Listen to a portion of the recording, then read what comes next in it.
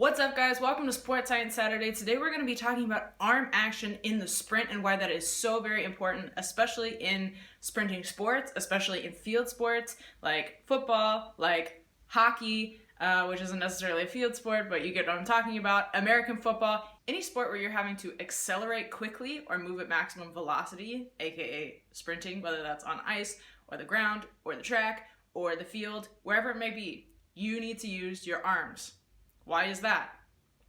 There's many reasons, but we're going to focus on two primary reasons. And the first one is an acceleration. It really helps our posture. It's really important that our elbow moves, that our whole arm basically moves in order to pull us into a posture of acceleration. It's really important because especially in the first steps, in the first 5 meters, it's really important that we get that horizontal angle, that propulsion forward, and our arms are a big part of that.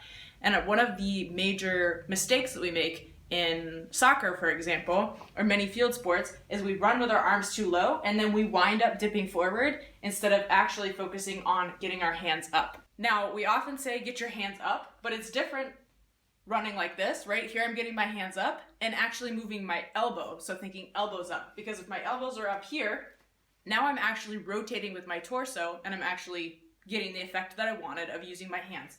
I'm actually getting this forward propulsion when I step forward into my sprint by raising my elbow. I'm actually getting that upper body extension into a horizontal movement, propelling me forward. Now, at maximum velocity, when we're talking about longer sprints, so over 30 meters, for example, using the arms is still very important. We want them to be high, not low like this. Again, we're not in acceleration position anymore, so there's no reason to be low, to be down, to be so forward.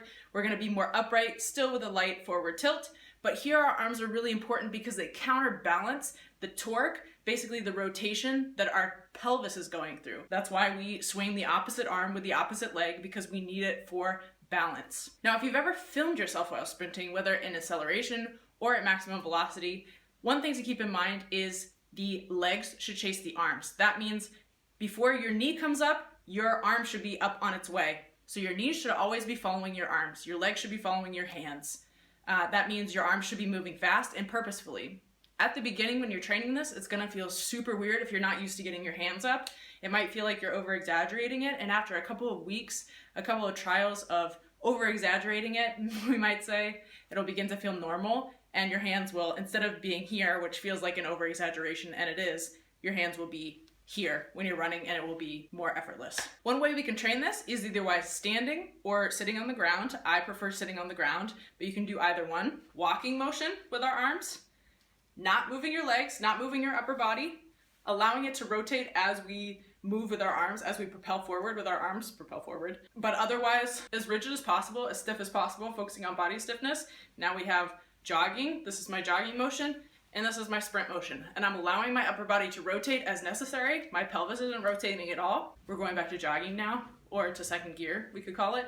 And then we go back to sprinting, back to jogging, now walking. Now we go to sprinting. Important to recognize, I'm moving my elbow with my hands, right? We're not over-exaggerating. My hand isn't here. My elbow isn't all the way up at my nostril. That's not what's important. But it is important that when we talk about hands, we're not just doing this. Because there, my torso is still stuck together. I can move my hands as much as I want, but I'm not getting the effect that I want. I'm not getting the body posture I want, and I'm certainly not getting the balance or the propulsion forward that I want. So, your legs chase your hands.